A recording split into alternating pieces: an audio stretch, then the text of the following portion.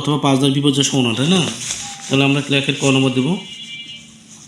ক নম্বরটা কী লেখা আছে বলো, প্রথমেই প্রশ্নটা লিখবো। ছক্কা নিক্ষেপে বিজোড় অথবা 5 দ্বারা নাকি, তার ছক্কা নিক্ষেপে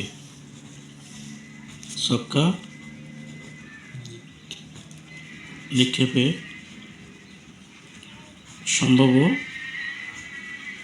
ফলাফলগুলো কী কী ফলাফল আসতে পারে ছক্কা নিক্ষেপে? 1 2 3 4 5 6, তাই না? হ্যাঁ, তাহলে মোট ফলাফল কত? 6। ক্লিয়ার? তারপরে প্রশ্নটা কী বলছে? বিজোড় আর কি বলছে? বিজোড় অথবা 5 দ্বারা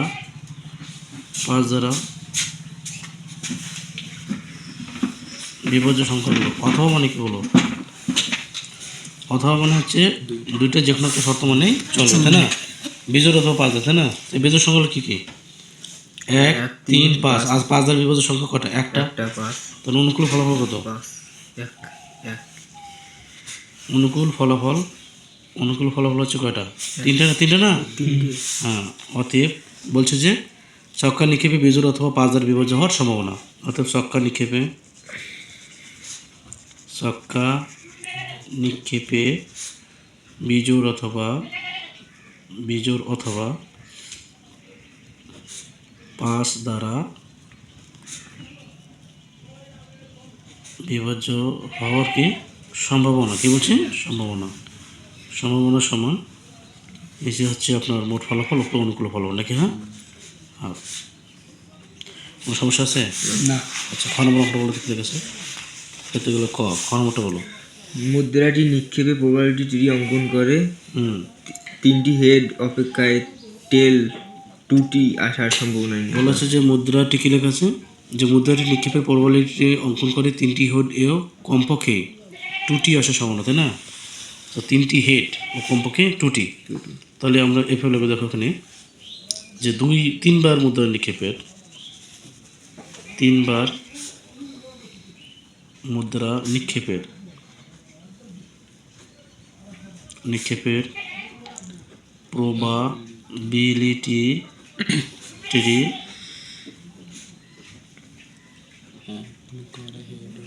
নিম্নরূপ। হ্যাঁ, আমরা পেন্সিল দিয়ে অবশ্যই ছবি আউট করতে হবে। মুদ্রা প্রথমে হবে হেড, তারপরে কি টেল দিলাম, হেড টেল দিলাম, বারকে দিলাম মাছ বরাবর। আবার কী হবে? আবার এখান থেকে বেরোবে হেড, তারপরে কি টেল। হ্যাঁ, ঠিক আছে। হেড টেল, আবার এখান থেকে বেরোবে হেড টেল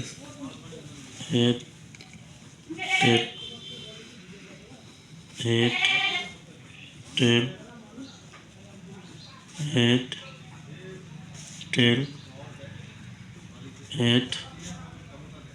টেল ঠিক আছে। হ্যাঁ, লিখবো নমুনা ক্ষেত্রে। কী লিখবো? নমুনা ক্ষেত্রে কী বলো তো?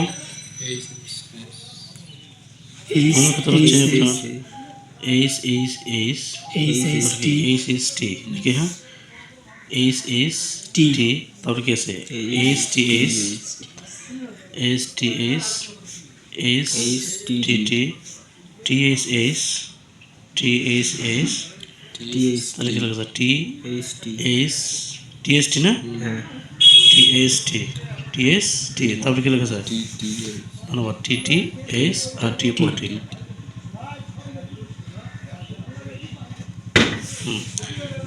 মোট ফলাফল কত? মোট ফলাফল হচ্ছে আপনার কত? 8। কি এসেছে? 8। এটা হচ্ছে 3টি হেড আসার অনুকূল নমুনা ক্ষেত্র। কি নমুনা ক্ষেত্র? অনুকূল নমুনা ক্ষেত্র শুধু হচ্ছে 3টি হেড তো একটা আসবে নাকি? হ্যাঁ, ট্রিপল এস। কি লাগবে? Triple S. কথা কেন? হ্যাঁ, অতএব অনুকূল ফলাফল সমান হচ্ছে কি 1। অতএব 3টি হেড আসার সম্ভাবনা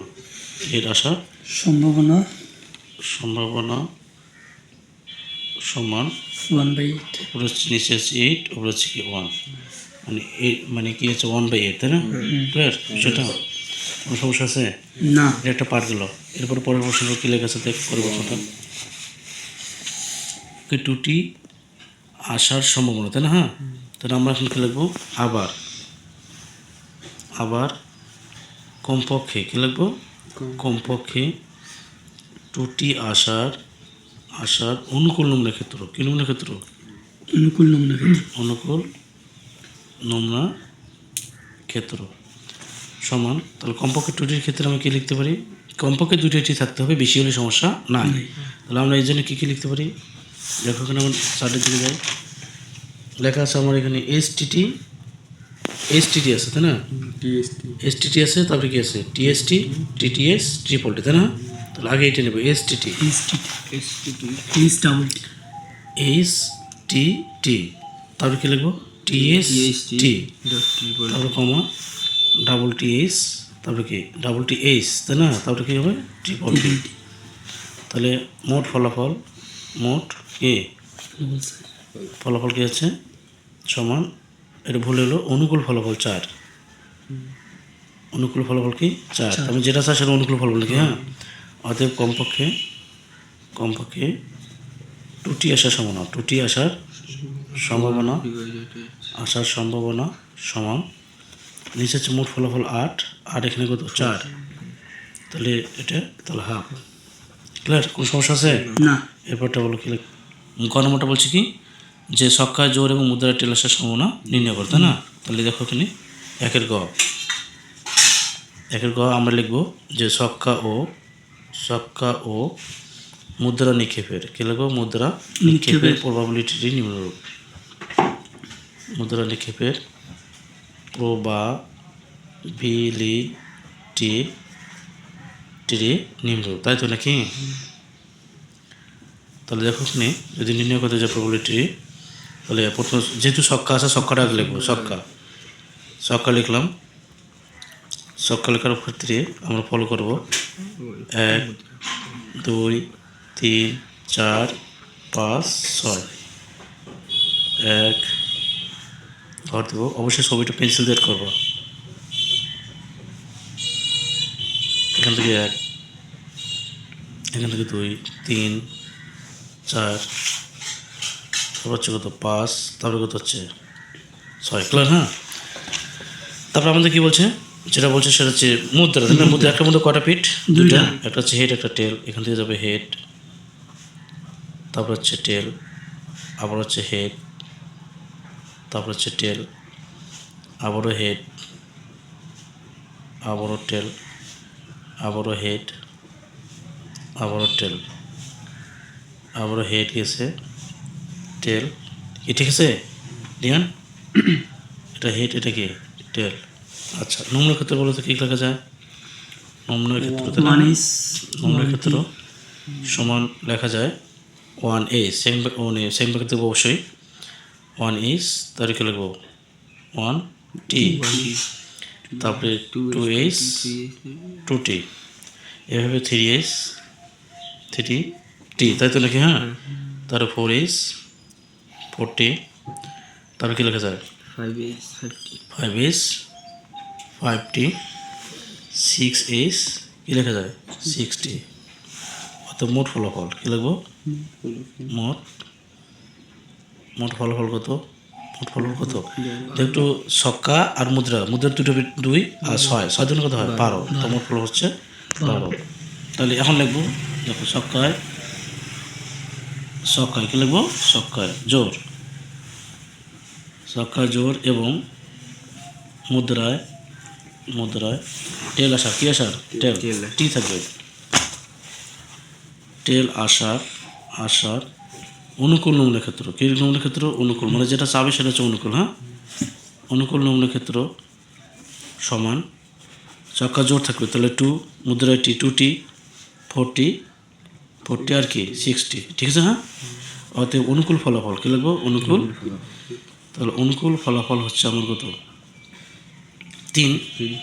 অতএব ছক্কায় কী লিখবো? জোর এবং মুদ্রায় মুদ্রায় টি আসার কি সম্ভাবনা, তাহলে সম্ভাবনা সমান মোট ফলাফল নিচে 12 উপরে অপেক্ষিত 3 3 কে 3 3 4 12 1/4 ঠিক আছে। হ্যাঁ